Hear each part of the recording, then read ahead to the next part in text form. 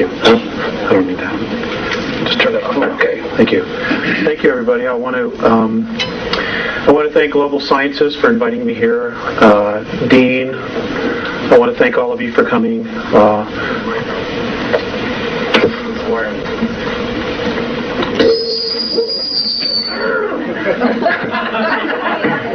I'm wired everywhere. And I want to thank my wife, because if it wasn't for her, I would not be speaking any longer. I want to just give you a brief background on how this all started for me. I grew up, for the most part, in Elk Grove Village, Illinois, and my grandparents had a cabin up in Woodstock, Michigan, which is in northern Michigan. And we were up there in August of 1964, and I experienced missing time. We had gone out to play into the fields, and I laid down in the tall grass, and I can remember throwing chestnuts out of the way to create a place for myself to lay. And when I fell asleep, and when I woke up, it was almost going on 9 o'clock. And I remember getting up and running back to the picnic area where the family was, and there was a police dog, a Michigan State police car there, and my folks and cousins, because it was kind of a family thing because everybody goes back to school. And I got the tar licked out of me for disappearing, and I told them where I had been, and they didn't believe me, so I took them back to where I was with the flashlights, and sure enough, there was my body imprint, and they swore they had been all through that area looking for me. It wasn't until age 14 that I actually understood what had happened then. I went to bed. It was just a normal night. It was in October.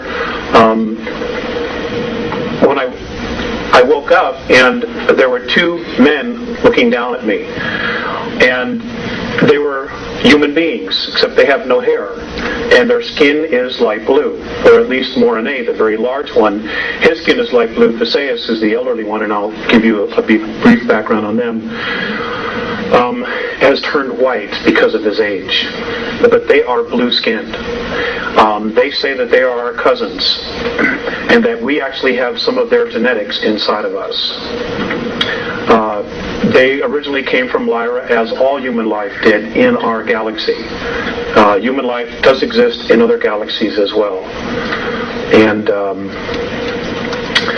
there's a lot going on. There's a lot going on. Okay.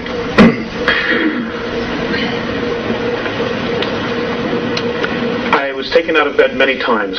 I was given information, I was given physicals, I was given brain scans, I was shown, they put a little cap on my head and they showed me who I was in past lives and my direct connection to them and my connection to the Earth. And then there were no more contacts after age 14. There was one at 16, but it was a physical. I was not awakened. It wasn't until 1985 that the contacts started again on a regular basis. Sorry about that. Okay. Now, just to give you an idea of where I was in 1985, I had worked for a few years for the Internal Revenue Service. I had been a tax collector, and I was assigned to and I'm ashamed to say it, but I was a good tax collector. And for the lady and the people who were talking about the IRS, I'm just going to give you this while it's hot and it's fresh. I was assigned to a task force that was supposed to do undercover work for oil company fraud. And our training was to be in Washington, D.C., and while I was there, I used my security pass to get into the National Archives. And you're not allowed to really make copies of things when you're in the National Archives unless your security clearances was much higher than what mine was. And I'm going to tell you this as having been with the Internal Revenue Service. The Internal Revenue Service is a Puerto Rican trust. It is a 3-tier trust. I don't know what the third tier is, which is the bottom line, but it's Internal Revenue Service, Puerto Rican Trust number 62, and I can't tell you what the third one is because it wasn't there. I have that information. Great. People need to know. Also, none of the federal income tax laws are actually in the Federal Register, therefore they are not laws. They are codes. You also need to be aware of that. Anyway, I left the Internal Revenue Service and I opened up my own accounting practice. I started helping people with IRS collection problems because that's not something that you can learn going to tax school or going to a university. You have to have on-the-job training. Well, I started my practice, took the CPA exam. For 5 years, I had a practice in Beverly Hills and Malibu. I was living on a 700-acre horse ranch in Malibu at the time the context restarted. Now, within 2 months of the context restarting, I totally walked away from my tax practice. And I just realized that a lot of it was just BS. And it just wasn't working for me. I had made some major shifts in a very short time. The contacts have been relatively continuous. They're both physical as well as telepathic. And folks, some of this information is going to be enlightening. Some of it's going to really bother you. And I'm sorry to be the one to have to tell you that we have a very serious problem on our hands. Okay? And it is just not the federal government. It just is not. There is a much bigger scheme going on here. And it involves extraterrestrials who are interested in us as souls. You might refer to the Bible, you might refer to whatever texts or religion you have, but there definitely is a battle of good and evil going on out there, and part of it has to do with us and our solar system because of its location and the minerals that are here. The regressives, and we're going to talk a little bit about that after I show you the moon pictures, don't give a damn about us. We are a natural resource. Okay? Be really clear when I say this. We are a natural resource to them. They don't care who you are inside. They don't care. As far as the federal government, we watched the movie Rob Roy the other night, and there was a line in that movie that sums it up perfectly. The government believes truth to be a lie undiscovered. But that's really where it's at. That's really where it's at. They are so screwed up that I don't believe they even really remember what the bottom line is now. Okay. If some of you are familiar with Hoagland's information, I think Richard does a good job, but I'm just going to share with you a personal experience that I had with Richard in Los Angeles. I was speaking in Los Angeles. I've spoken along the West Coast quite a bit, in Texas.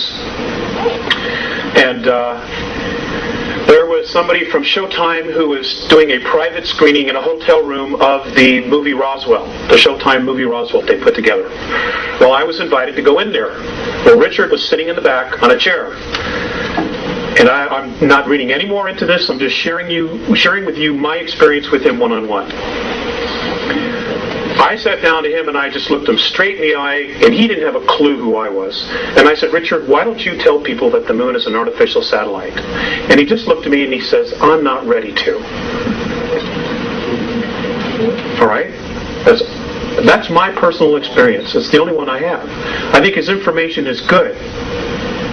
But I'm telling you, from my own experience, he's withholding. And I don't understand why he's withholding. I can verify that. Okay? Because you, me, our children, our grandchildren, and our great-grandchildren are the ones at stake here. You know, we don't have anywhere else to go. We don't have any place to hide. This planet is our home. It's our home. And I'm just trying to help. I only have a piece of the puzzle. I don't have the whole puzzle. I think if I did, I'd be dead a long time ago. But I'm going to share with you stuff that I have been guided to that's on the far side of the moon. I don't deal with the visible side. Because as the right hand is moving here, the left hand's doing something else. Well, the left hand is the far side of the moon. If you remember the movie Apollo 13,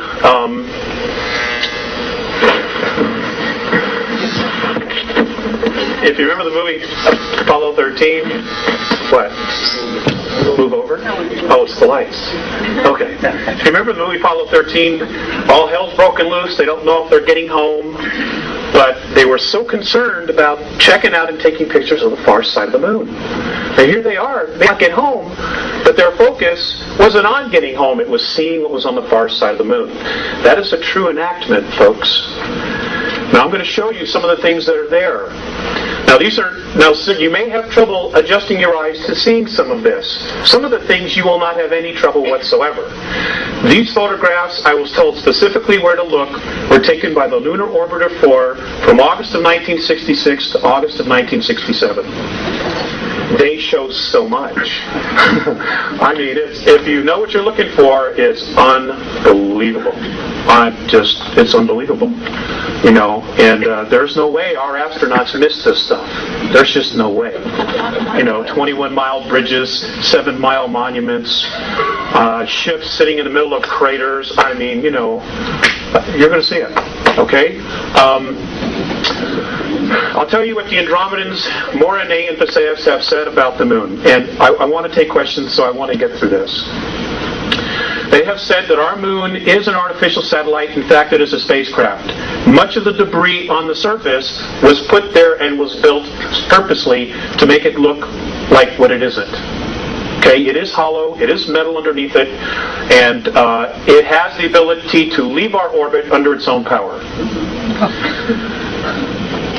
They say it came from Ursa Minor, from a solar system that would have the symbol or would have the name in our language of Chauta. It was one of 4 moons that rotated around the 17th planet. Now it was built, this sounds just like Star Wars, it was built around that 17th planet. It was then put into the tail of a comet and then dragged here. And when it got to this area, it removed itself, and the first place it parked itself in our solar system was the planet that we now know of as Maldek, which is the asteroid belt. Right. It was one of 2 moons that belonged there. Maldek was the first inhabited planet in our solar system. It was very much like Earth. Mars and our planet were terraformed from Maldek, or Malona, or whatever name you want to call it. It was terraformed. In other words, all the plant life and everything that is on the surface and animal life was brought here. It was brought here. You know, science tells us that, you know, everything started with a single cell. The Andromedans laughed at that. You know, and Theseus said to me, well, if that's true, then how does that one cell know to become a brain cell and a kidney cell? I couldn't answer him, because I don't know. He says it isn't possible. Our solar system has been engineered, built and engineered. Okay? The whole solar system. We're going to get into some more of that, but I want to get going on the slides. Honey, you want to come up and help us with that? Let's see. Okay, according to the Andromedans, now folks, I just want you to keep an open mind. You know, I'm not asking you to believe this, I'm sharing information with you. If you choose not to believe it, hey, that's fine. I ask you to exercise your free will. And if this gets too much for you and you don't want to listen, I've already checked. None of these chairs have seat belts. You can absolutely leave. I will not be offended. I don't like doing this anyway. I would much rather stay home and raise a family. Okay, but I made a promise, and, you know, we want to have a family, and, you know, I have pieces of the puzzle, and if I don't do anything about it, then I'm just as guilty as the NSA astronauts and the Russian astronauts that have been on the moon and been on Mars since 1958. Okay. Lights, please. Turn on. The light. There we go. Okay. Our galaxy. Can we raise it up? No, we need something, a videotape or something to put underneath it. I'm the handiest guy I know. That's good. That's it. Thank you very much. Okay, we can lower that. No, here. Wait a minute. Here. Okay. Okay. Ladies and gentlemen, According to the Andromedans, space travel has existed in our galaxy for 4.4 billion years. Okay, we are literally the new kids on the block. All right? Now, what's interesting about our galaxy is...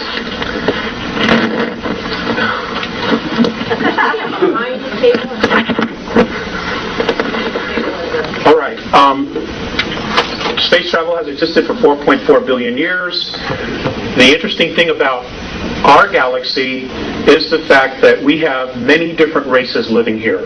In particular, the human race, which we are a member of, and what we call the reptilian races, which we are not a part of, but who very much don't like us, like the human race.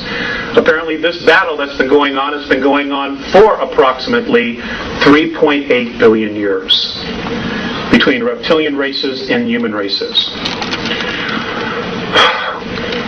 Many of the races that exist in our galaxy migrated originally from Lyra during a war. Apparently, sometime in our ancient past, a group of reptilians were exploring, looking for minerals, looking for food resources. They came across a star system that was full of human beings who were agricultural in their nature. Abundant food, they just had everything together. And the reptilian races, they're called the Seekar.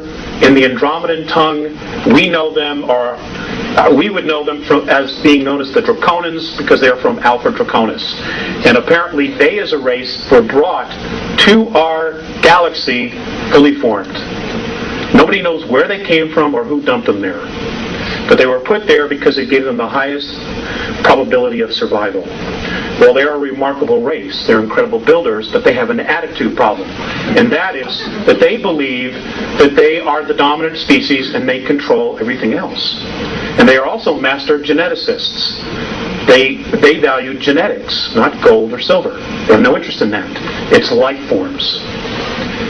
And they try to control life forms through manipulating their genetics. We have also been subject to that.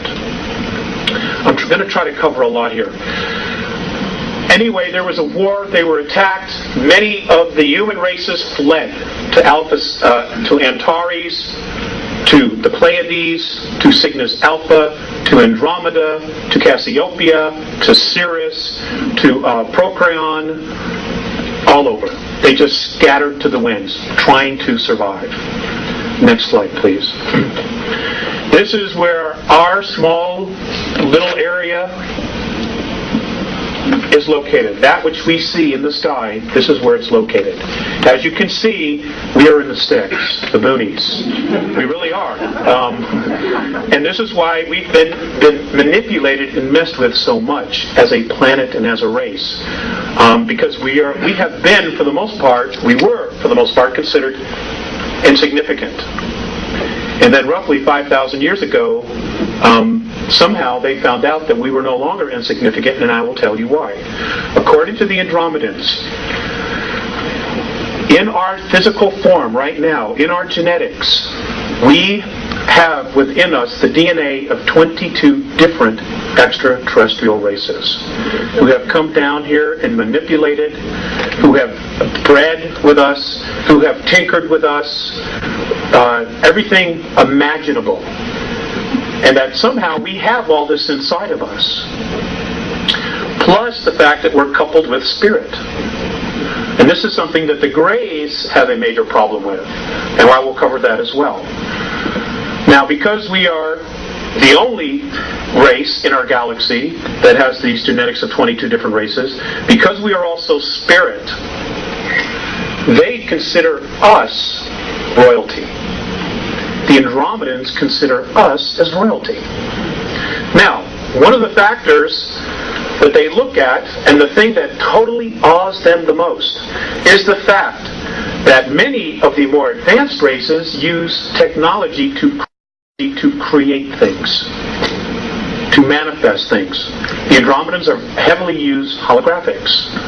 Whatever they need, they create holographically. It is physically there, but when they're done with it, they turn off the switch and it's gone. It doesn't just sit there. All right? Like if you go home and your couch, you go away for a year, that couch sits right there. They are amazed at how much energy we put into creating things. Just things. Little tchotchkes that you put on the shelf, books. All those things take an intense amount of energy to create. They're amazed that we have this ability. The other thing that amazes them is they're also amazed at how easily we can allow our own kind to starve, to go homeless, and to kill each other. They do not understand that at all. Okay, and destroy our environment. One experience, I'll give you two experiences. One experience was with Visayas. I had just come up on board, and I was being led into a room, and Visayas had been watching a television transmission from Chicago. And policemen had just shot a black man that was running away. And then the policeman apparently ran over and tried to save his life. Okay? Visayas turns to me and he says, I don't understand your race. I don't understand why one would try to take his life and then the next minute try to save it. I didn't have an answer. In fact, many times I don't have an answer. Another time, I came on board. I was living in Lake Arrowhead at the time, and Mornay was looking at a group of meters on the ceiling of his ship, and it was all about the ozone and the air, oxygen content in our atmosphere. And he looked very distressed, and I said, "What's the matter?" And he said, "Don't they understand that all of this is here because they need it? They don't understand how we can just so carelessly destroy our environment." Now, folks, I want to share something with you. If there was not divine intervention, which apparently there has been, March 23rd of 1994, if there has not been divine intervention, and I will cover that, according to the Andromedans, we would only have 41 years left worth of oxygen in our environment. 3,500 years ago, the oxygen content, they say, was at fluctuated between 35 and 38% between the North and South poles. Today, at its highest level, it's less than 18%. Now, those of you who took biology, what happens to the human form when oxygen as a gas goes below 15%? We die. We suffocate. This is reality, folks. This is reality. This is not Peter Jennings. Okay? This, I mean, we don't have anywhere else to go. And for those, and this is just what I've been told. And for those of you who think there's going to be a rapture, you might be disappointed. And I'm not saying this to question your belief. I'm just telling you that there are much bigger forces going on here. Okay, next slide, please. Save the question, sir, for later. Okay, please. Next slide, please.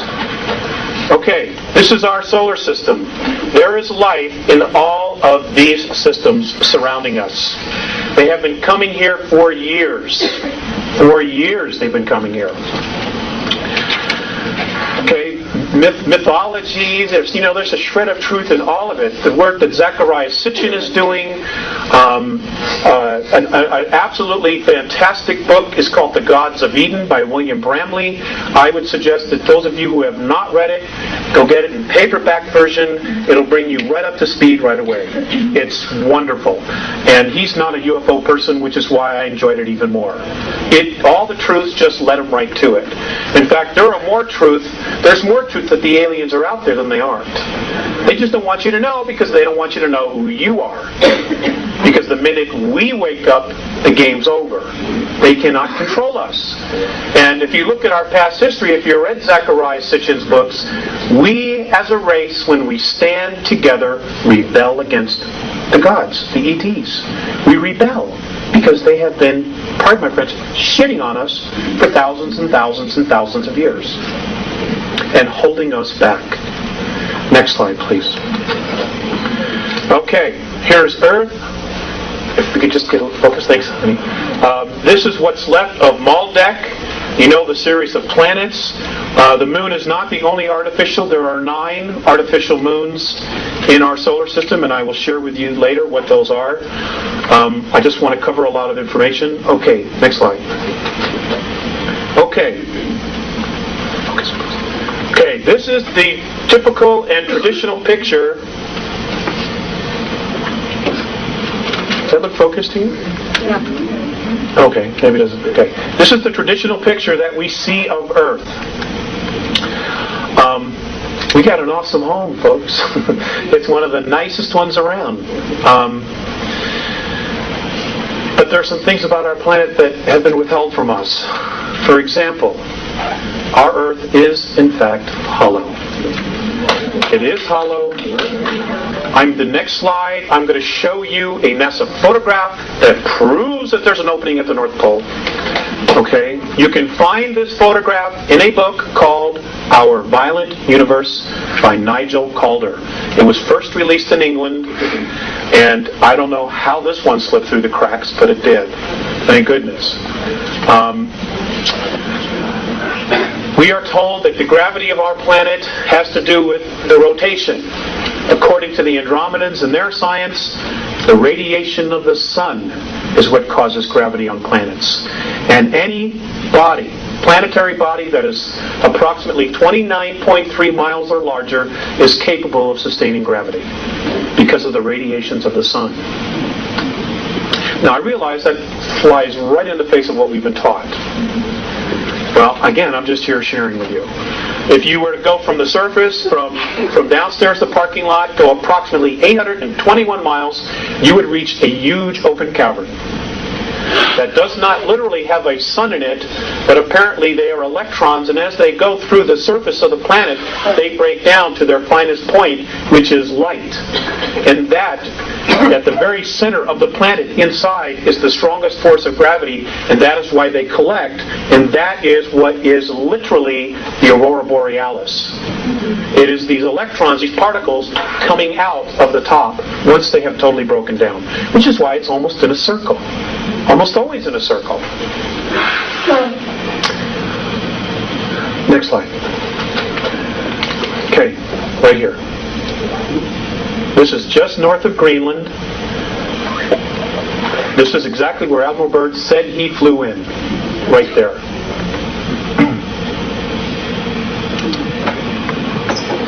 This was taken in 1979. Now you mean to tell me the Gemini, the Mercury astronauts, the Apollo astronauts when they came back, they missed this?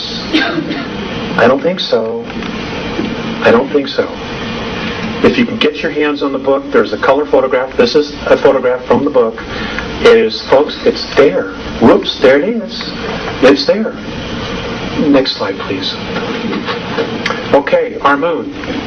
Our moon is quite the enigma. Apparently our moon was brought here 11,213 years ago, to be exact, in the month of March, that we know is the month of March. It came here as a base, okay, as a ship carrying ETs. They were coming here to colonize. They did in fact colonize. In fact, many of what's left of them are living underground in our planet from 100 miles to 200 miles beneath the surface. Now, I've gotten a lot of crap for talking about this, but I'm just not going to shut up. The beings that brought this satellite here to our planet in the last 25 years are responsible for over 31,000 children disappearing from the surface. And I don't know if you're paying attention, but over 100,000 children a year are vanishing from the face of the earth. And folks, they're being taken out of here.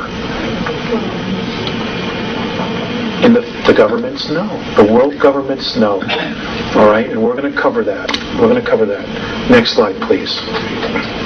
Okay, did our astronauts really go there? I know that there's been a lot of talk that maybe they didn't go there because of anomalies in pictures.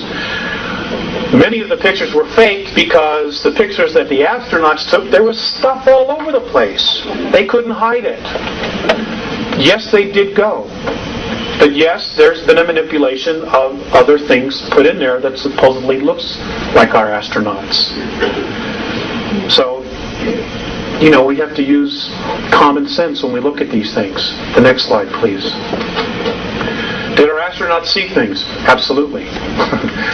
Mornay has told me that the United States government, just our government, has at least 53 of its own UFOs, flying saucers, that are stationed on the moon, on the far side. And I'm going to show you where he says they are. It's in one of the slides. They did, but they were told to shut up, not say anything. Many astronomers who have been taking a look at the moon, many of the lunar rovers and the cars that they drove have disappeared. They're no longer there. Well, they just didn't get up and float away. Okay, the moon has got gravity. Especially on the far side, it's got gravity. Mornay has told me that if you take Copernicus crater and you stood at the bottom, that the gravity is equal to that of Chicago. As if you were standing in Chicago. Because again, it is not the rotation. It is apparently the sunlight. The sun's radiation that creates gravity. At least this is what they say. Now, our moon does not turn on its axis. It rotates around the Earth, but we primarily just see one side, or only 59% of it. By the way, our moon's the only one that does that. It's the only one. Next slide, please. Okay, this was taken out of National Geographic. This was in the early 1950s. This was NASA's idea of what moon bases would look like. They, in fact, did do this and create this in February of 1958. So when Kennedy said, we are going to send man to the moon, part of our government, primarily the NSA, was already there. They were already there.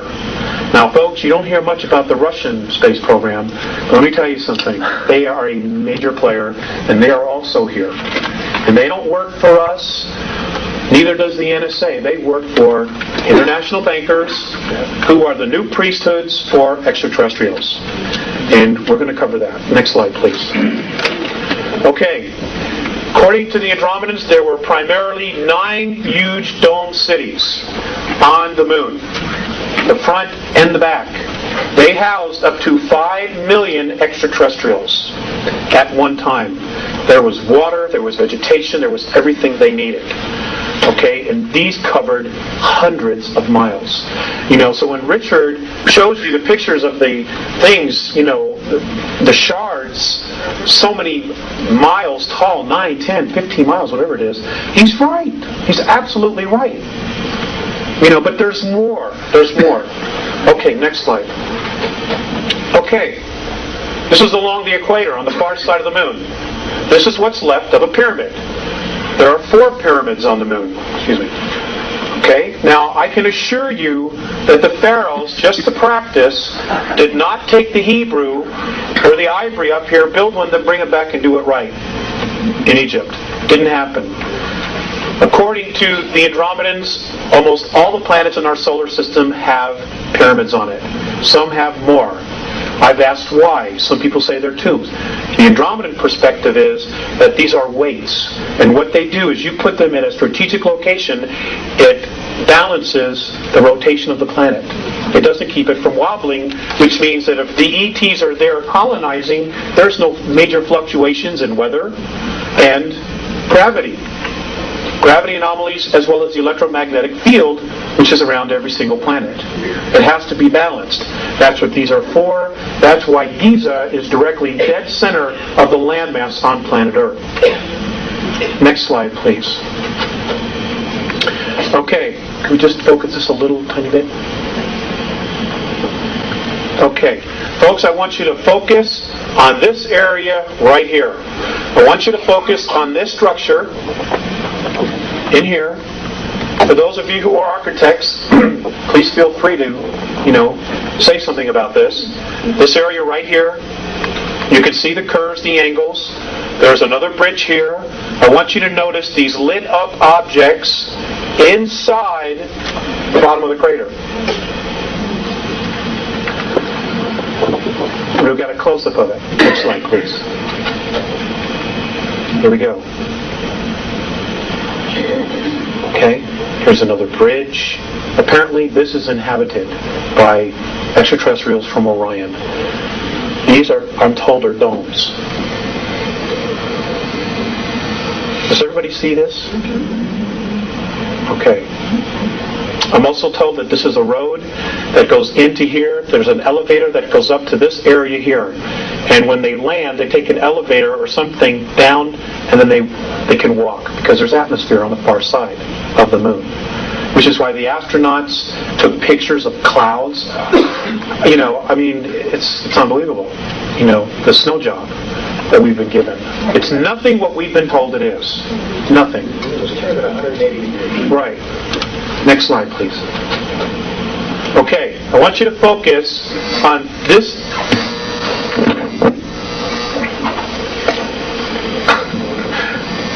Let me just turn off one. I want you to focus on this area right here. Now, I realize this might be difficult, but I do have a close-up.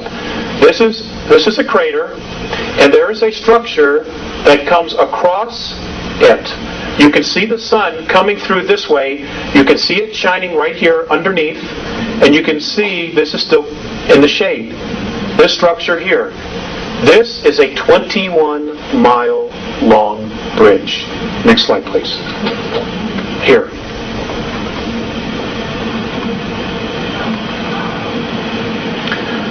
I'm always updating. I'm always trying to get clearer pictures. This is 21 miles. Now, you may not see it. You may have to adjust your eyes. I know this isn't easy, but this is it right here. Okay? You can see the sun shining through here. Now, we didn't build this. And how is it that our astronauts missed this? 21 miles. That's from here to almost to Boulder. Next slide. Okay. Look at this. Just sitting there parked. This was taken by the lunar orbiter in 1966. Next slide. Now, isn't it interesting that we're told that the craters were created by meteorite impact, or incessant meteorite bombardment? I just love that. Okay? And yet, you have full-fledged mountains in the dead center of these craters. Many of them are even higher than the crater walls. Folks, that's just not possible. It is not possible. You have craters that are 30 to 40 miles in diameter. The deepest one is only 7,000 feet. That is also an absolute impossibility. Richard talks about his dome structures, okay, that had some kind of a glass on it. Right here.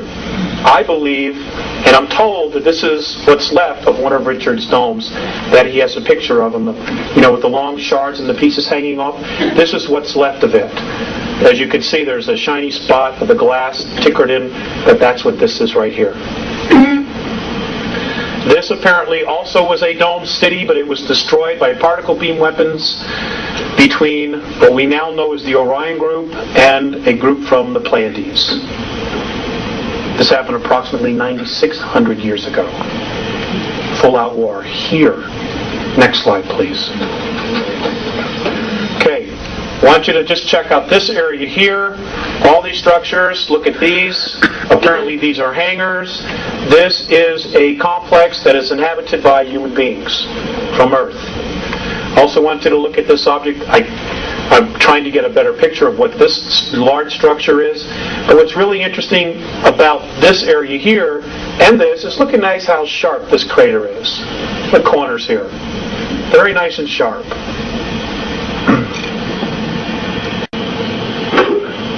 Next slide.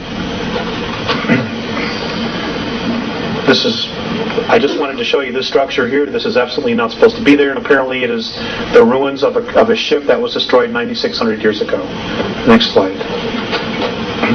Piece of shard.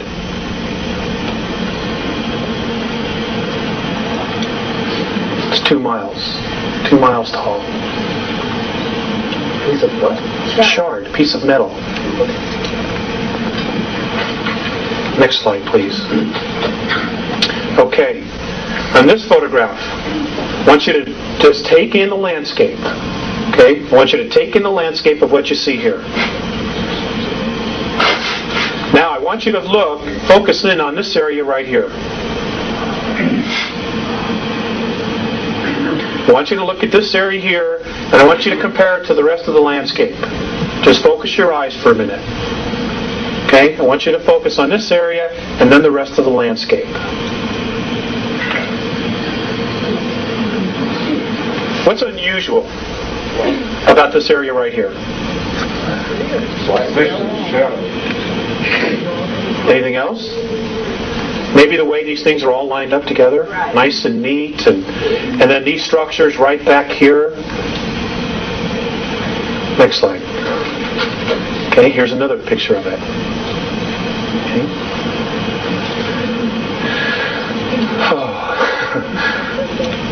Is that a monument there, that dark shadow? This here? No, that's an arrow. That's my arrow. Okay. This area here, I have been told by the Sayus and Mornay both, is a base that was built by the United States, the Russians, and the British with the help of bankers, using technology that was given to this elite, this ruling family, by the Greys in 1954. They've been up here a long time, and this is actually considered a resort. This is not Club Med.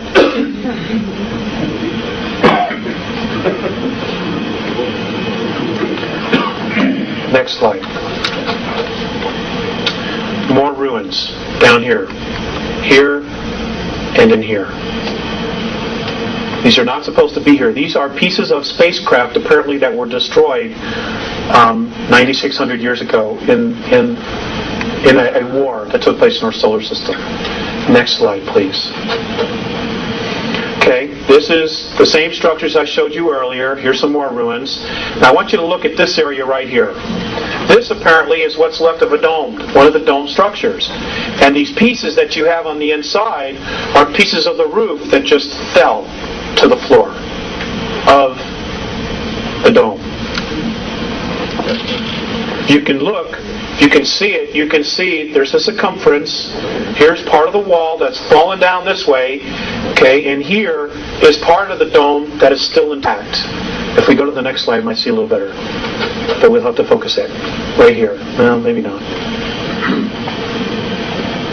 Okay, this was also destroyed in that war 9,600 years ago.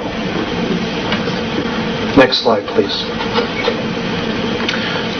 And if you can see this, this is very light. This is a piece of a bridge that crossed this crater where half of it's gone and half of it is just still standing there.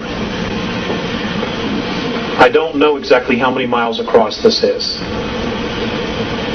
But again, how did our astronauts miss this? Next slide, please. Okay, these are more ruins. I myself have even had trouble seeing some of the things in this, but they've been very strong about this particular area, so I felt it was important to include it and just share it with you because maybe somebody in here will see something more than what I see. You know, people often do, so I'm just trying to share it. These structures here, it's a weird place. Again, this is along the equator on the far side of the moon. A lot of those craters have a rising piece in the middle. Yes, sir, they do. Yes, sir, they do. And, you know, some of them are full-fledged mountains, and they're just not supposed to be there. Next slide, please. Okay, now, look at this.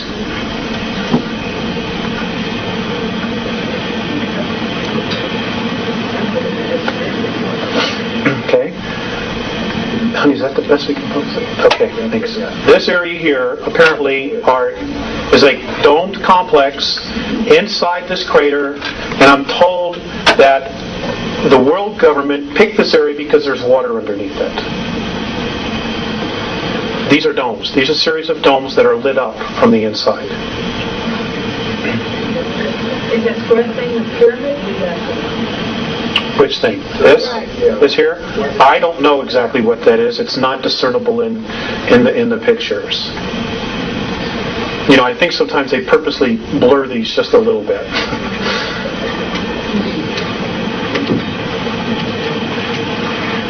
Next slide, please.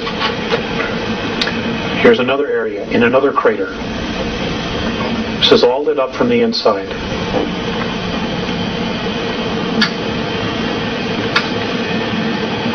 Next slide. This structure here. This thing here, this length of object, whatever it is 13 miles. And it's just sticking up out of the crater. Next slide, please. Okay. Now, I want you to look at this area right here. Everybody see this area? Is that a yes? Okay. How many of you have been to the Sears Tower in Chicago? You ever been to the top? It's about a mile high, right? That's what they say. It's about a mile high. Next slide. Here it is again. Now, I want you to know these photographs were taken from... This particular photograph was taken by the Lunar Orbiter at 86,000 feet. Okay? According to Morine, this is 7 miles high. And it's a monument to one of the old ETs. Next slide. Here's a close-up of it. What's that, what is it? Your suspicions are pretty accurate. Back up just one more time. Okay. Now let's look. Now just look at the rest of the terrain here. Okay. Look at the rest of the terrain and just look at how this sticks out. 7 miles. How come our astronauts missed it? I mean, I hate to be redundant, but I'm just hoping somebody will have the answer. Next slide. Oh, we did that. Okay. One more time. Okay. This particular area, I'm told, is now being reactivated. They say, Morine and Passaic have said that all of this are ruins and that there are underground facilities all through this area. And I just wanted to share it with you because they're very strong about this particular area. And this is a dome that is apparently that was still left intact.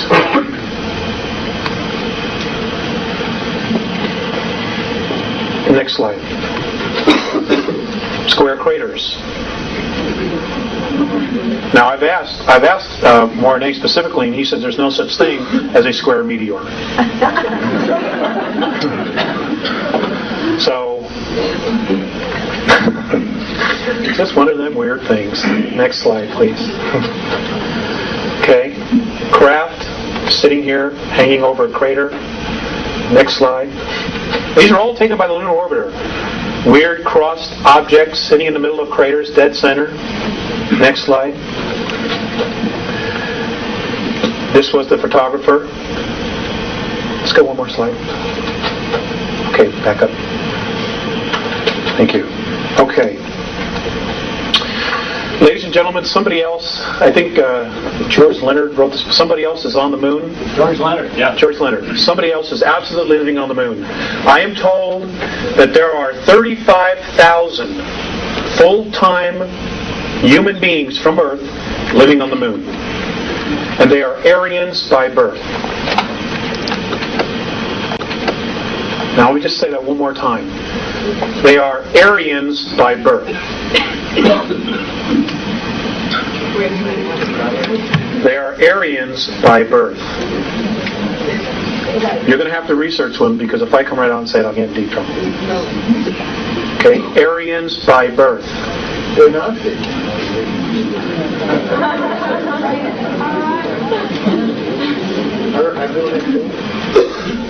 They're also there with extraterrestrials. Between the moon and our Earth, there are 18,000 grays here. There are only apparently 2,000 real grays left.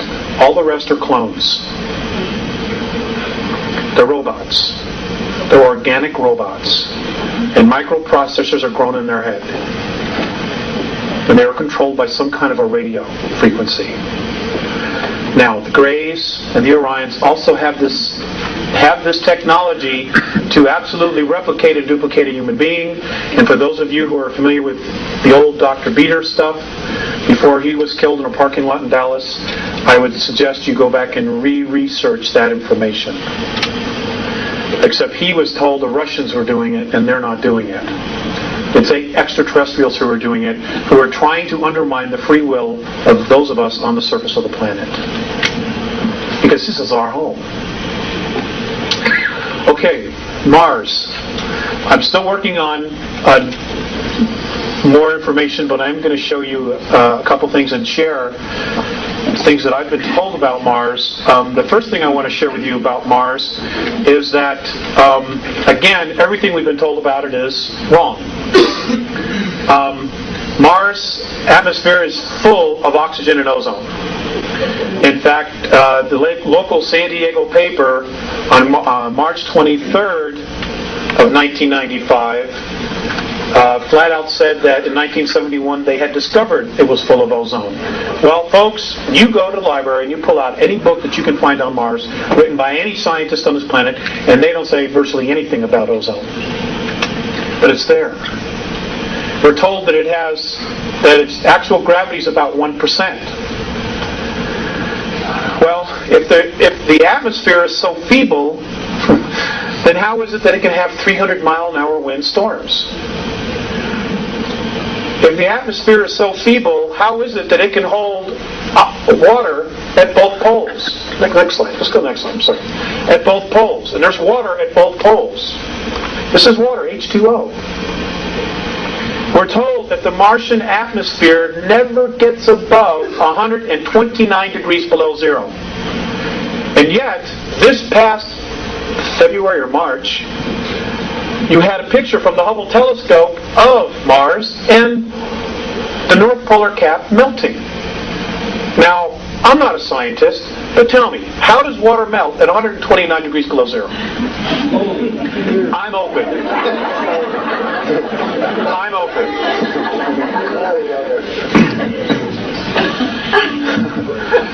Okay, apparently Mars has been inhabited off and on as a base, as a small colony, as a staging point for extraterrestrials who are exploring and leaving our galaxy to go to another for 3.8 billion years. The ruins that Richard shows and other people, they're tombs. This is what I'm told, that they're tombs. And that there's far more there than is being shown. Most of it's been buried. Because during a war previous 69 million years ago, Mars was almost exactly like Earth. In fact, Mornay has said that many of the animal life that was on Mars is on Earth. That when we get there, when we as a race get there, publicly get there, we will find that there were dinosaurs.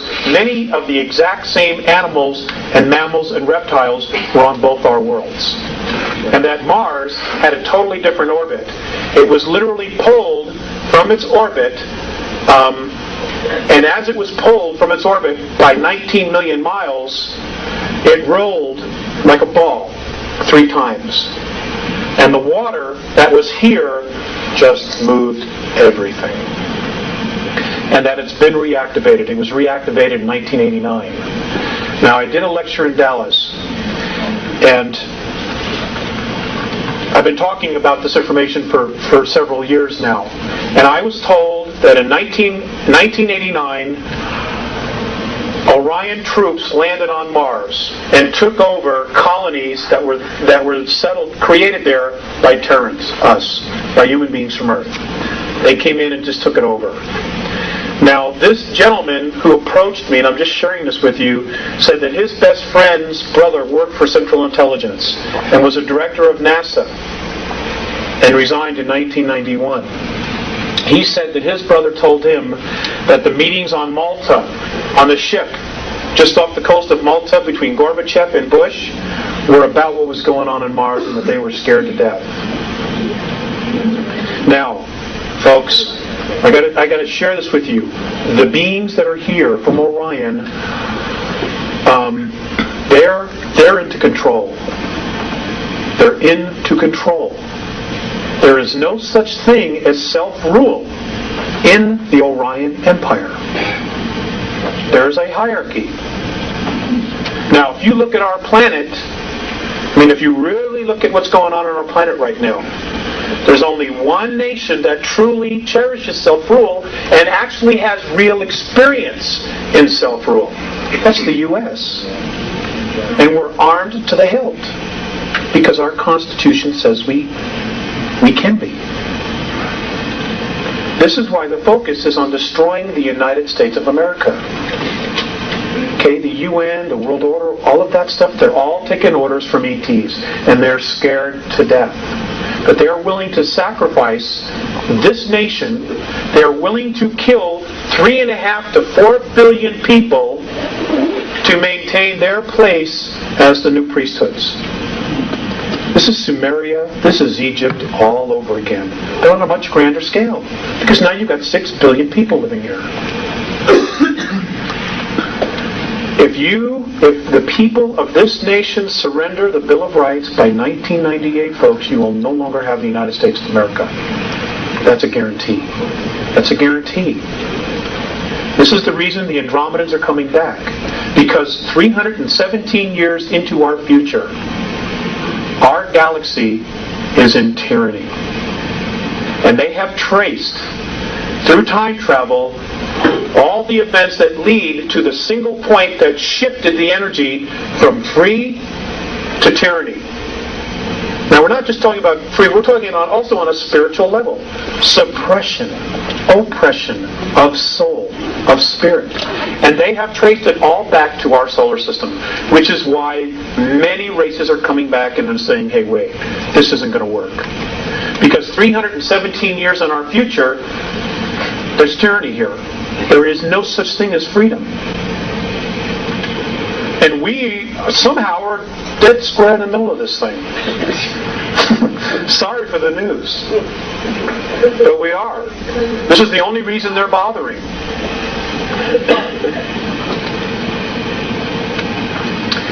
Next slide. Save your questions, please. Write them down, okay? You all know about the face, or most of you, I'm sure, do. There is a lot more in this area that needs to be explored. Those of you who are researchers, please get pictures of not the face, but go north, where the mountains are. Okay? There are ruins everywhere. There are domes collapsed on top of themselves. In fact, there's one that's still there that looks like Texas Stadium in Dallas with the opening in the middle. It's there. It's there. Next slide. I just put this in because everybody's interested in the physics. I'm not a physics person. But it is important because it all matches up. You know, there are symbols in all of this. In fact, I want to share with you about crop circles. I've asked a lot of questions about crop circles, and I'm told that there are two groups leaving crop circles. There's the Andromedan Council, which is made up of 139 different races, which is putting encoded information into the Earth to help stabilize it from Earth calamities. They're trying to buy us time. And many of the other crop circles that are being left by Orion. Now, where are they coming from? They're coming from Hale-Bopp. Hale-Bopp. Hale-Bopp is not a comet. Which are ships are going to move out of the tail and move into an orbit around Mercury. And this is in February, March of 97, and they're going to tell us they're here for sure. That'll be the latest. The highest probabilities is that by the end of November of this year, after Spielberg's movie about Roswell is released, they're going to start telling you that they're coming, that they picked up signals. And the truth is, they picked up signals back in 1960. You know, and in fact, they were already on the moon in 1960 with extraterrestrial help. So, I mean, the whole thing is a conspiracy within a conspiracy within a conspiracy, and it is all to keep us fat, dumb, and stupid, not to spook the herd, as a friend of mine said. Because they fear us. They fear us. Because if we stand together and we ask for benevolent help, folks, it's going to be there. In fact, I've been told that the Andromedan Council has already decided to directly intervene, but I don't know what that is. I can tell you this, that the Pleiadians are at full-fledged war with the Greys outside our solar system. They're dying on both sides. This is going on, and the Hubble telescope sees it, and there are 2 Hubble telescopes, not 1. The Russians sent 1 up. But you're not being told about that. Next slide, please. Olympus Mons, 15 miles high. 1979, NASA admitted that they saw water vapor and ice clouds going over it. That's 90,000 feet. Okay, that's higher than the clouds on our planet. Now we're told that the circumference of Mars is 4,200 feet. The Andromedans say, wrong. They say it's 11,230 miles. It's 3 times the size we're being told it is. The Andromedans also say that if you look at the planets in your solar system and you look at the brightness of those planets, that is proof that we live in a binary star system. They say we have 2 suns. But because of the rotation and the position of our planet, we never see the sister. But if you're on Venus, Mercury, or the others, you would see it.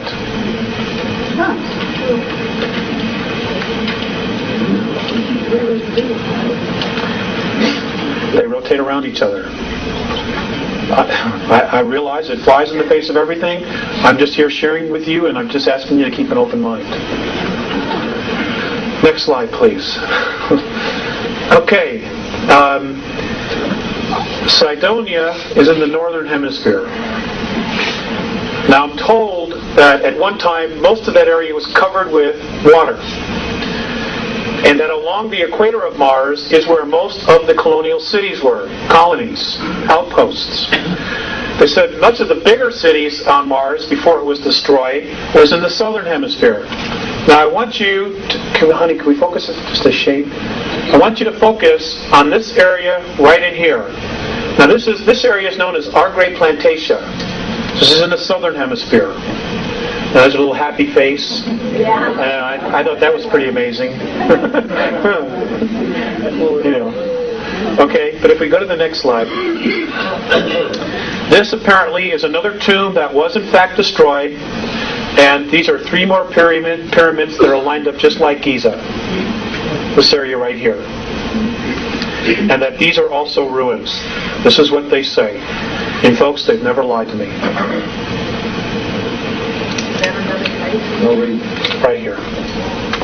They want us desperately to wake up. Now they have their own selfish reasons.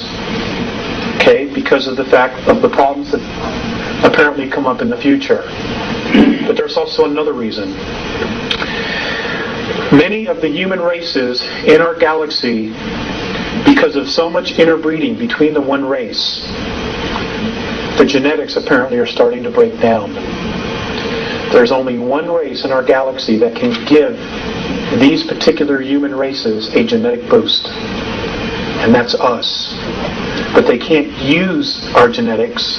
They can't even approach us because of the vibration we all move at, which is fear and anger. They say when we're not taking advantage of others, we're taking advantage of ourselves. That's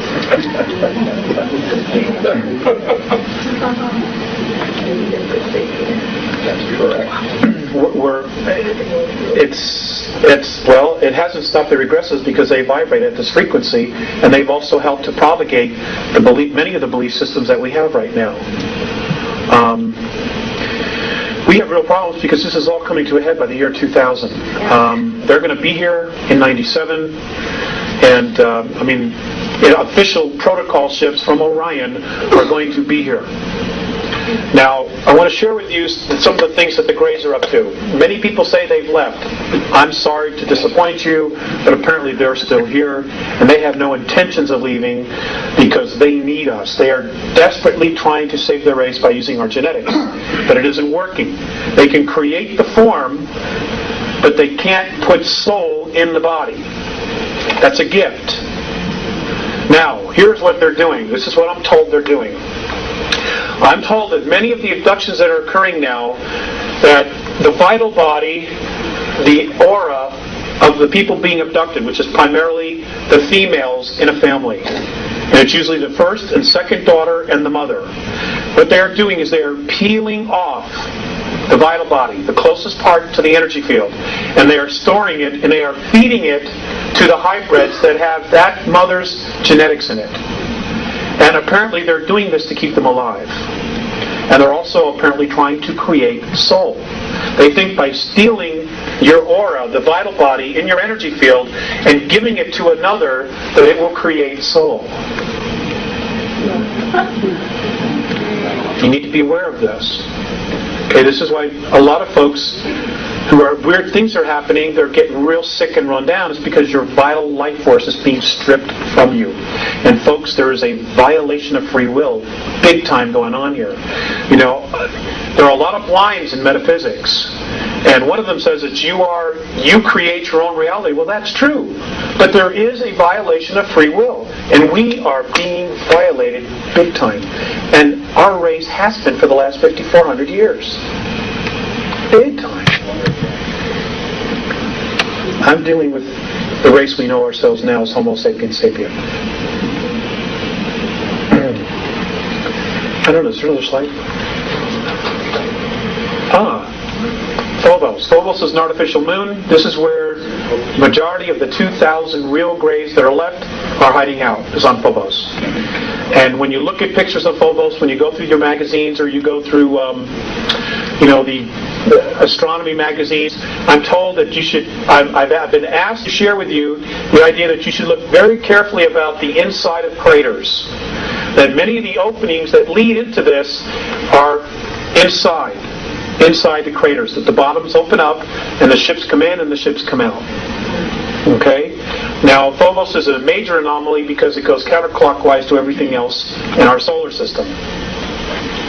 It rotates counterclockwise to everything else. Let's see, there's one more. Okay, this is the North Pole of Jupiter. This is a photograph taken by the Voyager. The Galileo. Anybody care to tell me what that might be?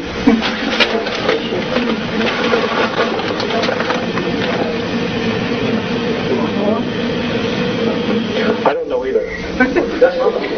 Yes, that's the North Pole.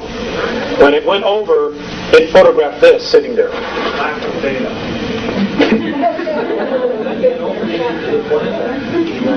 It could be. It could be. I'm just sharing it with you because I want you to think about it. I have an idea.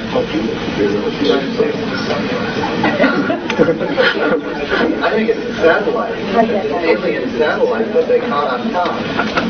That satellite's analyzing the surface. That's a very good answer. I know it is.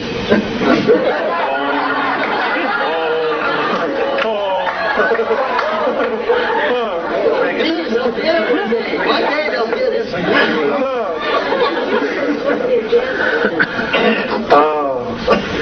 Next slide, please. This is Ganymede. Ganymede's another artificial satellite. Ganymede has life on it, has water, has an atmosphere, has oxygen. Many of the benevolent races use this as a base. This is Ganymede. I'm sorry? That's Jupiter. It's one of the moons of Jupiter. Now, if you look carefully at the satellite we just sent up there, and you look at the rotation of what it's focusing on, the moons that it's focusing on will tell you an awful lot about what it is that they're looking for. They do nothing without a reason. And let's see, is this it? Okay.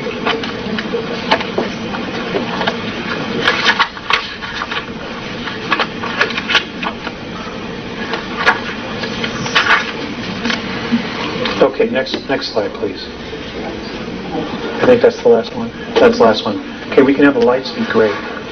Thank you, Dean. Okay, I can come out from behind here.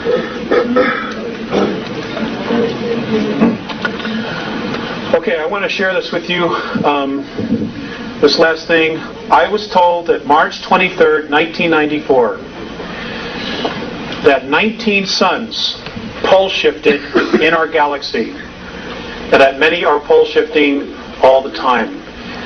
At exactly the same moment that the suns in our galaxy pole shifted, a color and sound frequency started emanating from all the black holes in the known universe. Now, apparently what this sound and color frequency is doing, it is literally creating a holographic density above all others. And on a numerical level, it would be, on our level, it would be considered the 12th. The Andromedans say that there are 11 creational densities in our universe. This is now adding a 12th. And that what it's doing is that it is literally lifting all the dimensions up. 11 is going to 12, 10 to 11, etc. Now they say that all indications are that by December 3rd, in our linear time of the year 2013, third density as we know it will cease to exist. It is now presently imploding on itself as it is being raised to a higher vibration. And that those of us who stick around and go for the ride will be moving through fourth into fifth density. Just like that. And that we will start to see very clear indications of this around the year 2007. Now, apparently the Andromedan Council, which is a group of 139 planetary systems, and I can't tell you exactly how many races because I don't know, has made a decision and has told all of the extraterrestrial influences in our solar system, both benevolent and non-benevolent, and those who are in the middle, to be out of this solar system no later than August 12, 2003. I don't know how they're going to back it up, but apparently they've decided they're going to. So they want them all out of here. Now, if this happens, and they do leave, you're going to see incredible things.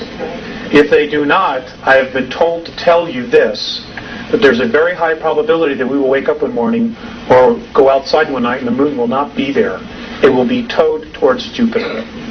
And they will deal with the energies that are there out there. Because if they have to go to battle and the moon gets destroyed, it will destroy most of the Earth because, pieces of it will come here. Plus, it has an energy source inside of itself.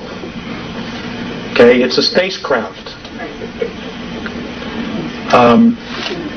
So this is another possibility, and I talked about the tides. I mentioned the tides, and more, and they said, "Hey, that's no big deal. We can just get you another one." Apparently, it's no big deal. Planetary science is no big deal when you're at that level of technology. Yes, ma'am.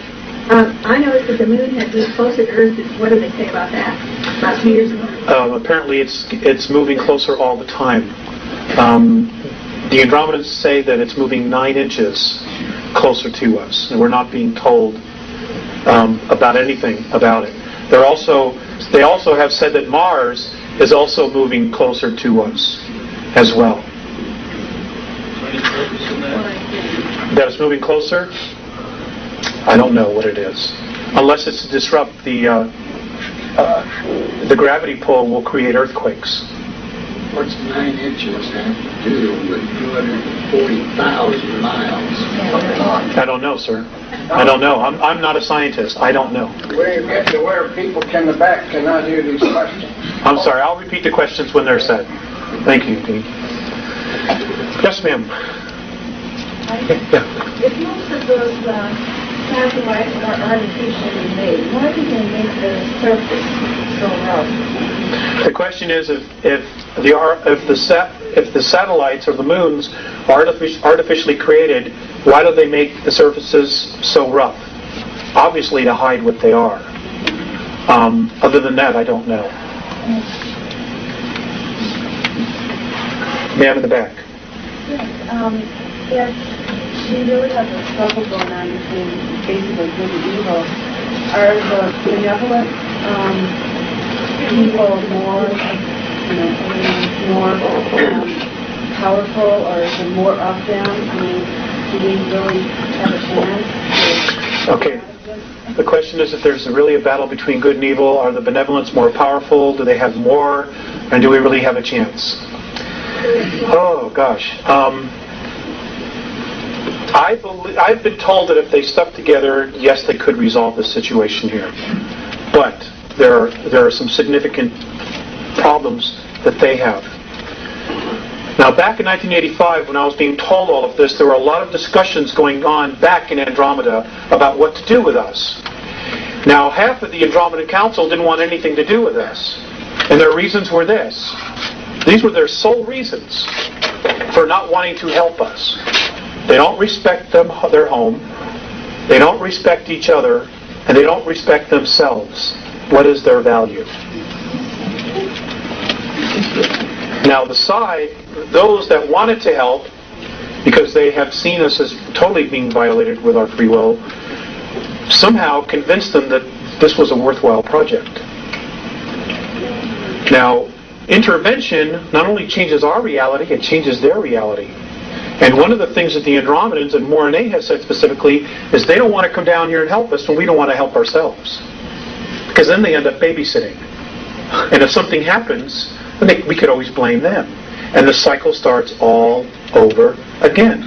This is about self-responsibility. That's what this whole thing is about. There are one group of ETs who say, well, there's no way. You cannot be self-responsible. You cannot rule yourselves. And then we were given this opportunity 200 and some odd years ago to try this experiment. And we succeeded in doing it. But now we're being lulled back into a place where we want somebody to take care of us. Yeah. And you know that you're going to sacrifice your freedom. I'm not about to do that. Neither. So who's going to win? I don't know. I wish I knew. I wish I had a place to hide till it was over, but I don't. Their interference has caused a lot of this to surface. I mean, they've kind of, changed our direction as to what we might have been able to accomplish. You're right. The question was, she added, that we've been manipulated and they've helped to change us into a different direction. You're absolutely right. However, when I brought that question up to Mornay, he looked at me and he said, are you aware that your government is drugging its young people? And I said, well, yes. He says, are you aware of a couple other things that he mentioned which are really sensitive? And I said, well, yes. He says, well, what has your race done about it?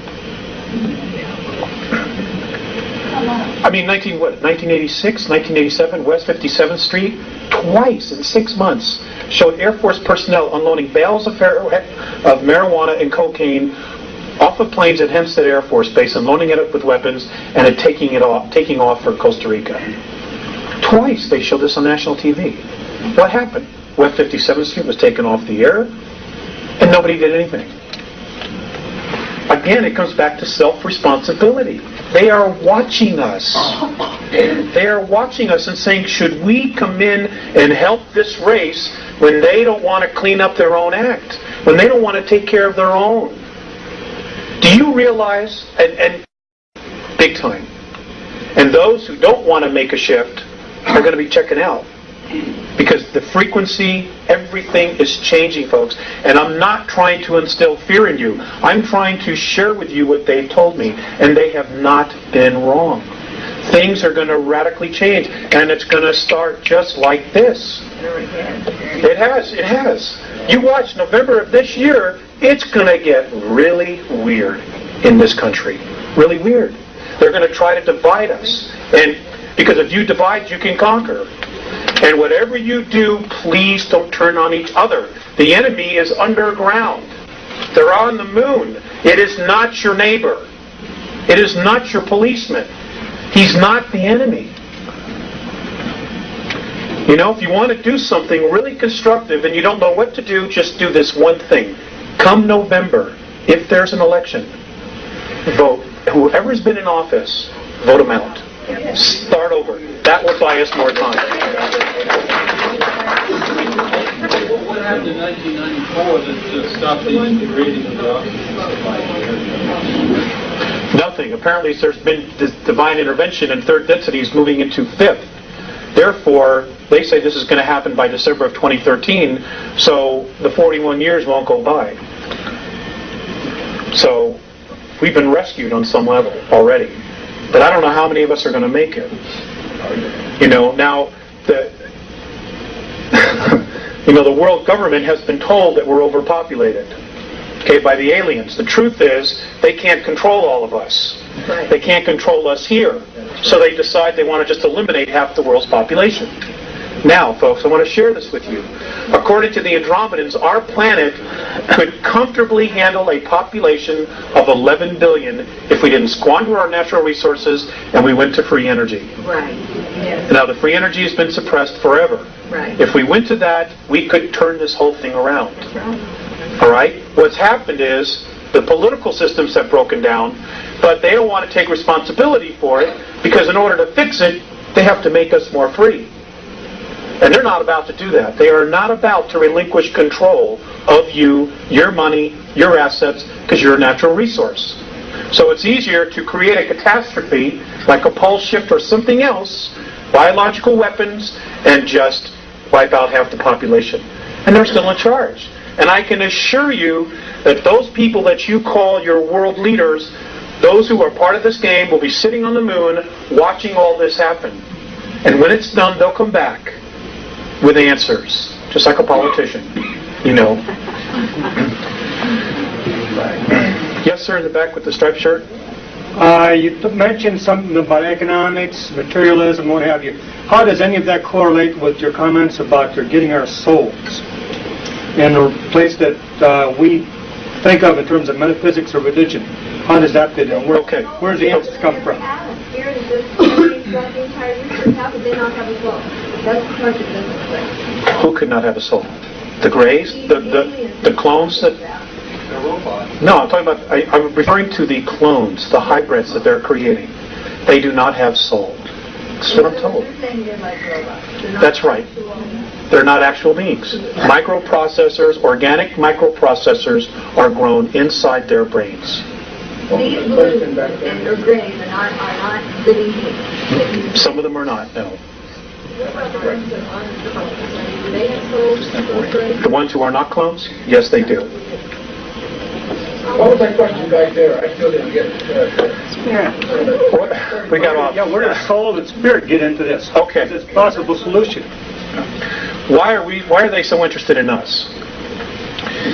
Now this is really going to stretch your belief systems. I am told that a majority of the physical beings, human beings that are in third density, not only on our planet, but in 21 other systems, who are experiencing the same problem we are having, are beings that apparently at some time in our past were at 11th density. Now, the Andromedans have said that our universe, what we know as our universe, is in linear time, and this is the only way that I can explain it, is as we count time, is that our universe is a 21 trillion year holograph. It's a holograph. It's a picture within a picture within a picture, or a dream within a dream within a dream, however you want to look at it. And that apparently many of the souls on third density were at 11th density. And for some reason, this collective group consciousness decided they wanted a different perspective. And they literally fell into the concept of time, into physicality, and literally carved out of nothing what we know as third density. Now, third density to many of these other races is like putting your hand in Jell-O and trying to move it back and forth. There's so much resistance, it's so dense. And yet here we are literally creating all this. That's how powerful we are. That's how powerful our minds are. Which is why there's been so much focus on brainwashing, on trying to make us victims, or believe that we're victims. Because the minute we wake up and we take a step back, detached, and see our situation for what it really is, they've lost control. It ends there the minute we awake. And this is why channeled information, so many different races and beings are trying to light the fire underneath us. Because they can't directly come in and interfere unless a percentage of us ask for permission, because then it's a violation of free will. And they've done exactly what the regressives have done, even though it was for our own good. You cannot violate free will. That's the law. So they're trying to help us awaken and at the same time try to make us think it's our idea. That's the trick. And it's working, I think, to a degree. But, you know, how quickly it's working, I just don't know. I'm scared. I'll be perfectly honest with you. I am scared about what the next 4 years are going to bring. What about the earthquakes? A lot of it is. I'm sorry. The question is, what about the earthquakes? Some of them are natural, and some of them are being caused. I wish I had a board. But what's basically happening is you've got a planet that is vibrating at a frequency of fear and anger. You've got this new frequency called the 12th density, which is lifting everything up. Well, these really dense energies cannot move up. So the planet herself, in order for her to move up into 5th density, has got to cut loose with this energy. And what's happening is that she's cutting loose with this negativity, which she's been holding on to. It's hitting the surface, and it's feeding us as a population, because we're already in that space. You know, and you know, there are predictions of wars. Oh, God, we're all primed. We're all ready for it. You know, the whole world's broke. Everybody's looking for food. The world has got a food supply of 53 days. The entire world. The United States of America, should there be a catastrophe, has only a 7 days food supply. What happens after those 7 days? Are we going to start feeding off each other? That's our MO.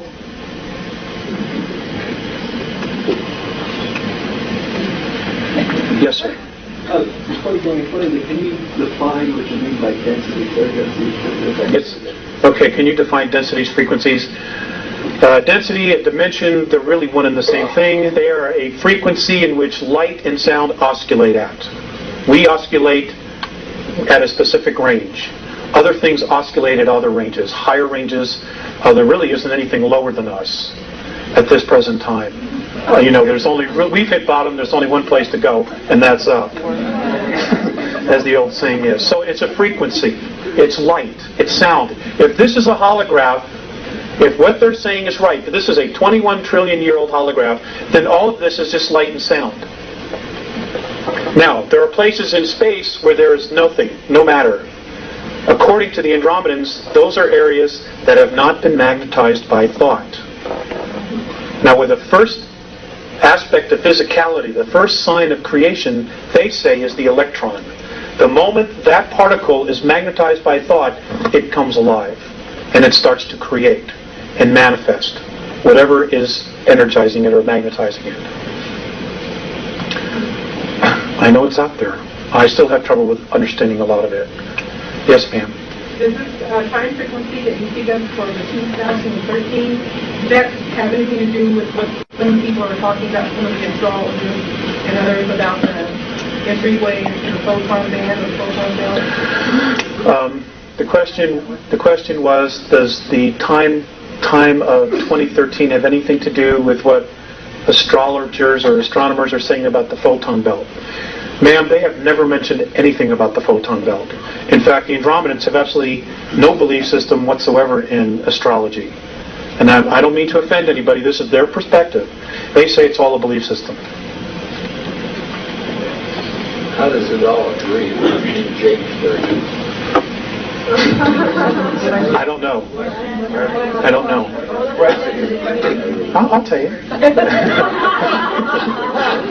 The gentleman said, why does this all agree? He said, why does this all agree with the King James Version? How does this all agree with the King James Version? Well, I will just tell you, this is a very touchy subject. I will just tell you this, that Mornay has told me that it is more important to know why you believe something than the fact that you believe it.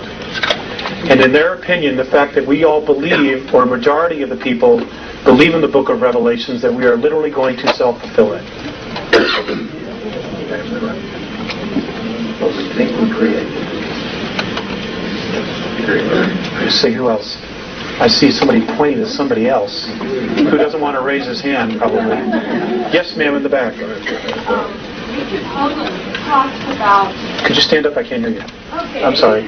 Richard Hoagland talks about hyperdimensional physics, Mm-hmm. and through that we can change our reality. So this is really what you're saying, is that if we believe in the book of Revelation, we're created.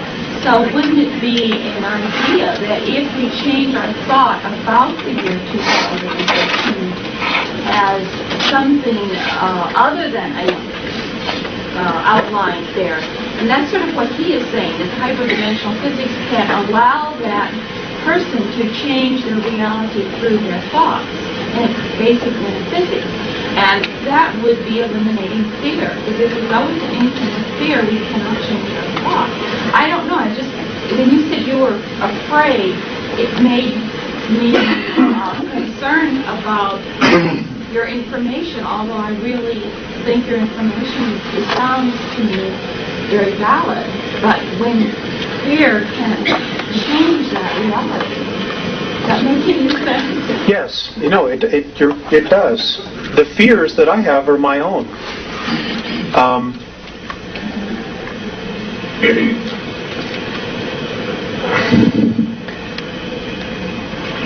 How do I put this? I have a lot of years invested as a child and as a young adult in Christianity.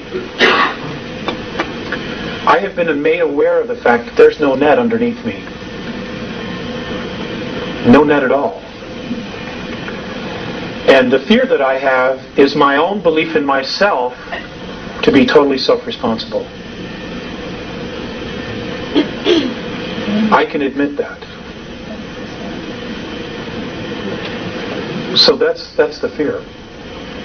Because if there's no net underneath me, it lies squarely on my shoulders to figure out my reality.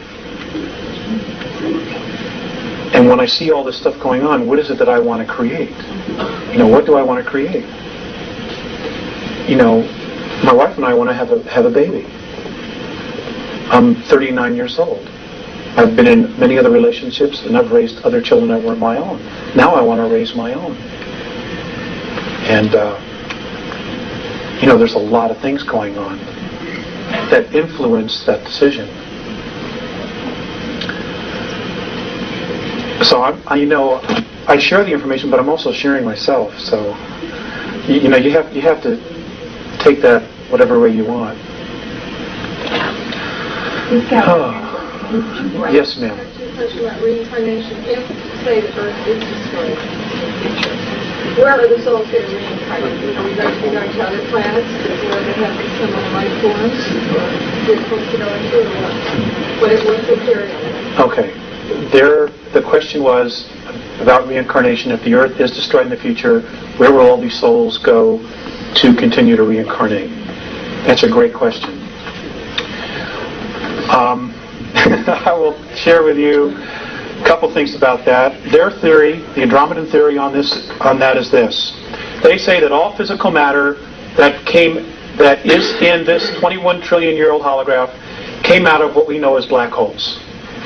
So the Big Bang theory is correct in its simplicity.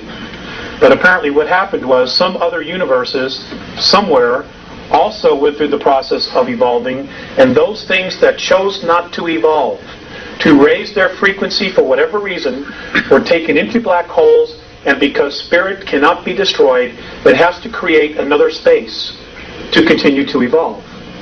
Now the Andromedans call that space consciousness. They call our universe consciousness, because that's what created it. They say this is happening all over again. And the London Sunday Times this past Sunday, for those of you on January 1st, the London Sunday Times on the back, apparently the Hubble telescope has found a floating black hole that is moving through, it's right now in Virgo, It is floating, and it is pulling some suns, some stars into it, but not others. And they're gone. And they're actually watching this thing now. And that's the London Sunday Times, January 1st. For those of you who want to go to the United States and try to get it. It's on the back page of the front section. Big article. Okay, so, there's a God. And whatever she has decided to do is going to happen. Actually, I asked about that, and they said that, that they call it the isness. They themselves don't know exactly what it is, but just that it holds everything together. But that if they had to give it a gender, it would be female. Thank you. Because it creates life. Yes, ma'am. One of the crop circles, or a couple of them actually, this last summer, showed the planets around the sun, almost like your one picture was there with the asteroid belt. But it was interesting that where the Earth is supposed to be, there was no planet. There was the ring there that showed the orbit, but there's no planet. Did you see that in crop circles? I did not, but somebody told me about it in Dallas. Yeah. I don't know. I've not had an opportunity to ask about that. But would you? I'd like to know the answer. I promise. Believe me, I have a list of questions. I'll get to you in 1 second. They say that the crop circles are fifth dimensional geometry. That's what it is. And in case you don't know that, crop circles have been showing up in the United States, but it's being suppressed. And they're primarily showing up along fault lines on the West Coast. So stay tuned for that. They're actually happening, but the feds are doing an excellent job because of the satellites, making sure that the minute they're created, that they're out there as soon as possible to make sure it's bulldozed, plowed over, etc. Yes, sir, in the back. Yeah, I was just curious how your communication process with the Andromedans, and is it at your request or their request, and how often does it occur, and all that kind of stuff? Well, there's absolutely no pattern to it. And, gosh, can you hear it? Okay, he wanted to know how the communication with the Andromedans goes. Is it at my request or their request? Sir, there is no pattern to it. They let me know. I will go outside at night, which I do every night, and I will look up into the sky and I will project a symbol, which is a communication that I have with them. And I don't always get a response. Sometimes I have to wait months to get a response. But they're almost always at night. They're both telepathic as well as verbal. Now, Mornay is the only one that has actually gone to the effort to learn to speak. Visayas doesn't. It's all telepathic, and they talk in symbols. Now, when you start, for those of you who channel, you may already be aware of this, or mediums. I don't really like the word channel. You get impressions. Telepathy is speaking in holograms. That whole stack of papers, and you put it all together. Okay, when somebody's talking to you telepathically, they're giving you that entire concept of everything like this. The whole thing is right there.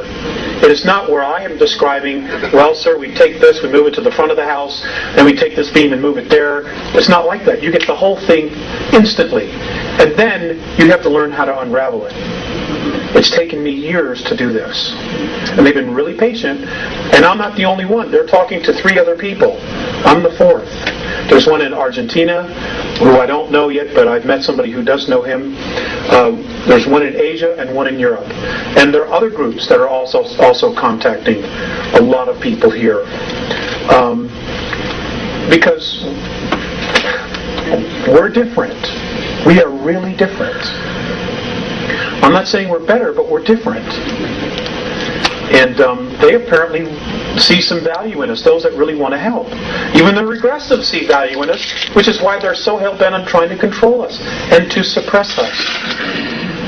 Now, ladies and gentlemen, there's a lot of energies coming. There are a lot of earth changes that are coming. I can tell you this beyond a shadow of a doubt, absolute proof positive inside of myself because I've been shown it. In 8 years, Southern California will be 8 islands. That's it. It's all going to be water, except for those mountaintops. So if you have family there, You got to let them know. New York City by the year 2000 will not be there. It will be ash. It will be sacrificed. It's going to be sacrificed. The powers that be have already made that decision. Sacrificed. It'll be a sacrifice. An offering. An offering. Those souls that live there, their energy is going to be an offering.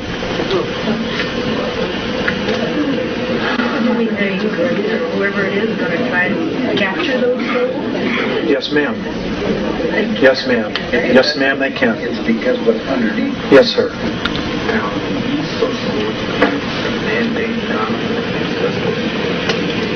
Natural phenomenon. That's correct. He asked the question, basically he made a statement, the East Coast is going to be a man-made phenomena and the West Coast is going to be a natural phenomena, and I agreed with him. How does that agree with Kingsley's revelation? I don't know, sir. I don't know.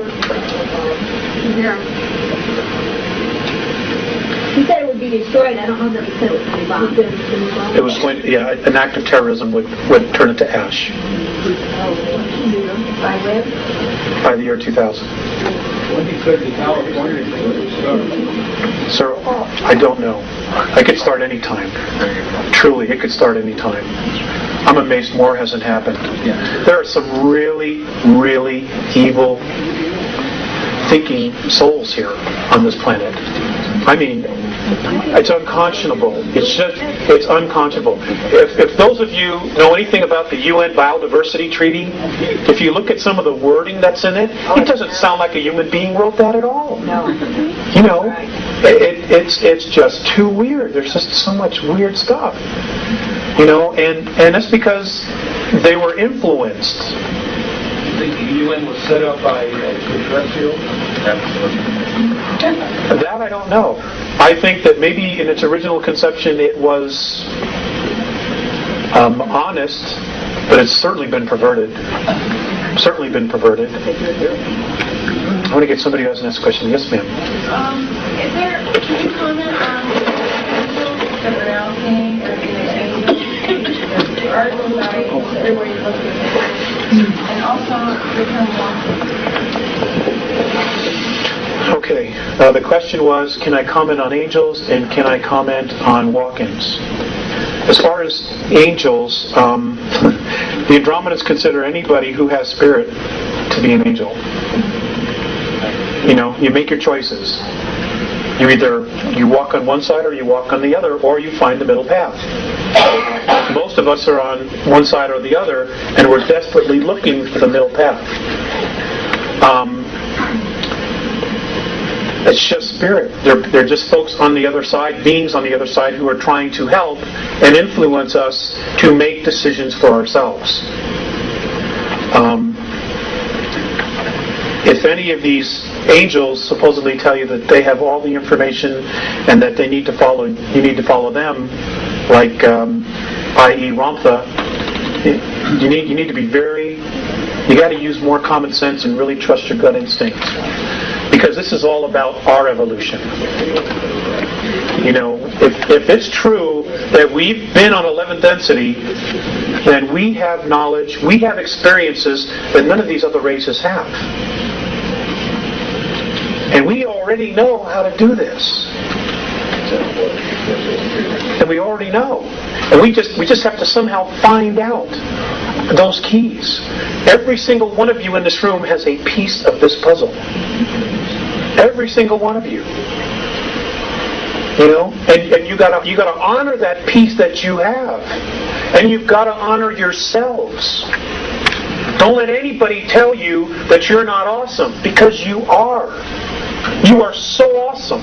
It's just beyond words. You know, they want to consider you a natural resource. You will only be that if you believe it. It's that simple.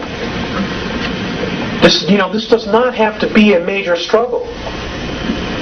You know, unless we just stick our heads in the sand and go into denial. I mean, how could you be in denial with all this stuff that's going on? I mean, it blows my mind. The regressives consider us a natural resource. They feed off of us. We make things for them. We produce for them. We create energy for them. They harvest our thoughts. They're channels. You know, we can create things out of thin air, literally out of thin air, that they need technology to do.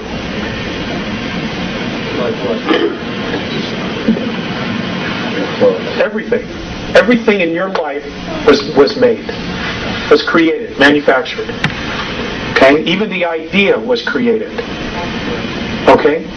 Everything we've ever needed, this planet provided for us. How do you think it got that way? How do you think this planet knew exactly what to manifest,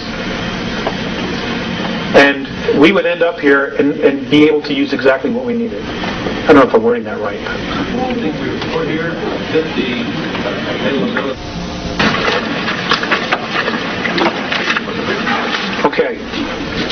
Now these things are supposed to happen in the next 9 years, by 2004. Number 1, scientific proof of dimensions and higher self-consciousness. Now, ladies and gentlemen, your consciousness, your thoughts, who you are, is not in your brain. The only reason that our bodies have the brain is so that our soul, our greater selves, whatever it is, can make the body move. Okay? Your essence is in your energy field. It's in your aura. That's who you are. That's your life force. That's where your consciousness is. It's not inside this bone right here. It's here. It's all around you. 2, reincarnation will be scientifically proven and demonstrated. 3, acknowledgement of other life in the galaxy and universe. Ample proof already exists on Moon, Mars, and on the Earth.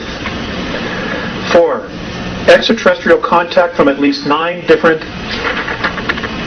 races. That's going to blow some minds. Introduction of free clean energy devices based on magnetic fields of energy. Of course, they'll be introduced. You notice the word there.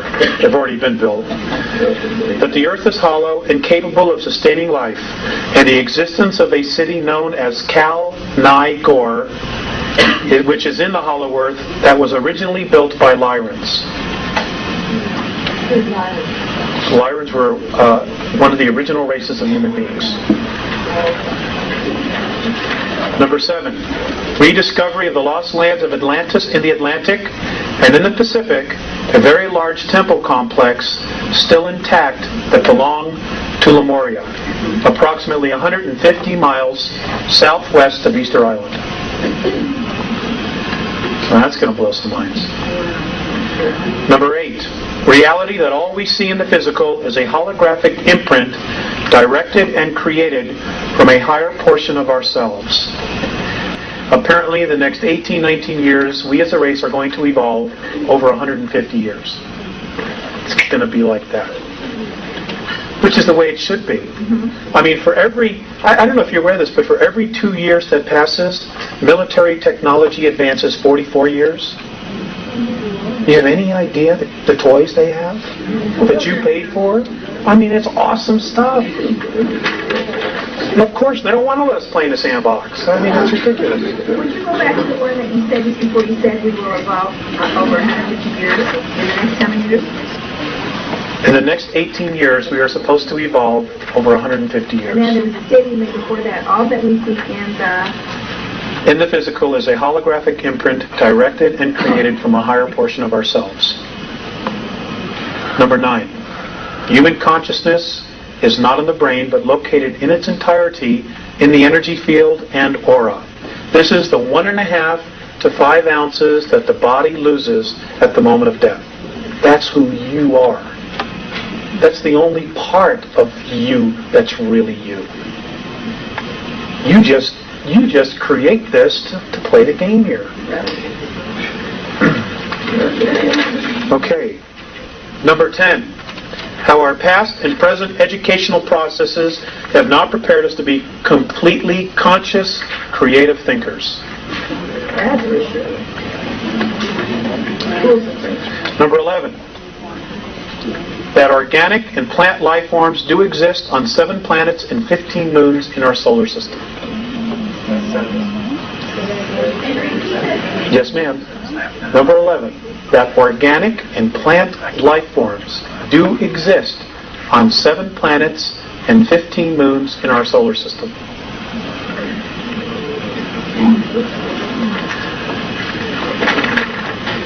Now, just because we don't have the technology to pick it up doesn't mean it isn't there.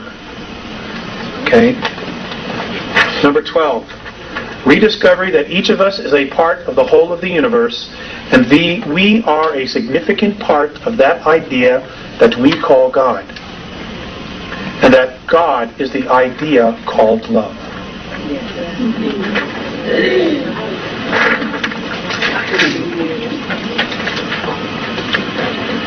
Number 13, that this accelerating self-discovery being experienced was created and activated by all of us.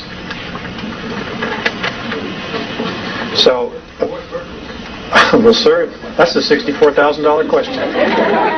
You get that answer, will you call me and let me know? I guess it's just,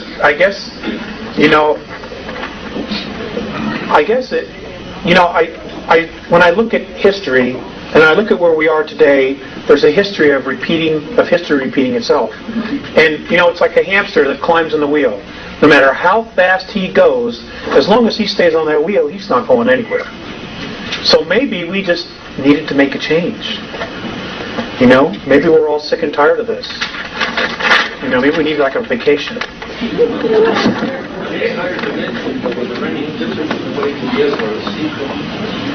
My understanding, sir, is that they are different. Your consciousness is completely different. And this is important. There is a physicality on all dimensions. Okay? Because there's a physicality. It's different from us. For example, fifth density, we live in a color spectrum of 72 colors or light frequencies. Fifth density is 214. That's a major shift. That's a major shift. Number 14, that we as a product of extraterrestrial genetic manipulations are possessors of a vast gene pool that has many different racial memory banks of at least 22 extraterrestrial races in our DNA. Many different racial memory banks. That means that when things get a little bit higher, our kids, you're going to start knowing things that you don't have any idea how you know. But you do know it. You will know languages that haven't been spoken on this planet for thousands and thousands of years. You will just know because it's inside of us. We're a library. Barbara Marciniak, her piece, they talk about this as well. And I think some of the other groups do. Because of our genetic heritage, we are considered royalty. We need to acknowledge it, acknowledge ourselves, and seize our genetic heritage. Now, I'm going to end on this. Actually, I'm going to end on 2 things. I was having a particularly bad month. Personal relationships and just everything else. And it was time for me to come back here. I was living in Lake Arrowhead at the time, which is in Southern California. And I didn't want to come back. I flat just did not want to come back. So I got really upset. I started to cry, and I didn't want to come back. And as I found myself on the ground again, I remember I heard Visayas' voice in the back of my head. He said, "Turn around." I turned around, and he was at the door of the craft as it was starting to take off. And he looked at me and he said, "Alex, the love that you withhold is the pain that you carry, lifetime after lifetime." And I just want to pass that on to you. Because nothing else that they have said has changed me more significantly than that. Yes, the love that you withhold is the pain that you carry, lifetime after lifetime. With that thought, Alex, you disturbed me a while ago. You didn't have it, and yet you just defined your intent. What gave you the idea you did not have an idea? It's a belief in oneself, sir. I think that's what it is. It's a belief in oneself. A belief in the God. Well, yeah. But we'll talk about that. We'll talk about that. I'm trying to get all of myself away here. Hold on. I want to end up with this. I'm done with this. Squeaking and squawking. I once asked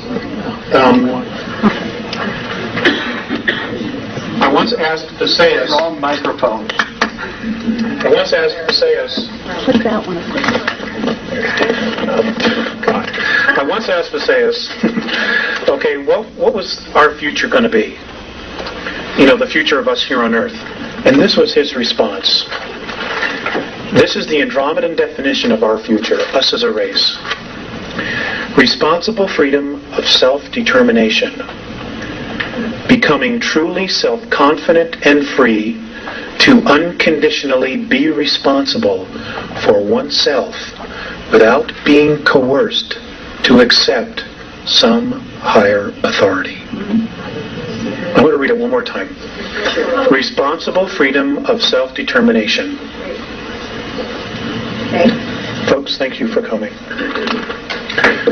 Becoming truly self-confident and free to unconditionally be responsible for oneself without being coerced to accept some higher authority. Ladies and gentlemen, you're awesome. Don't let anybody tell you different. Go out there and kick ass. Thank you.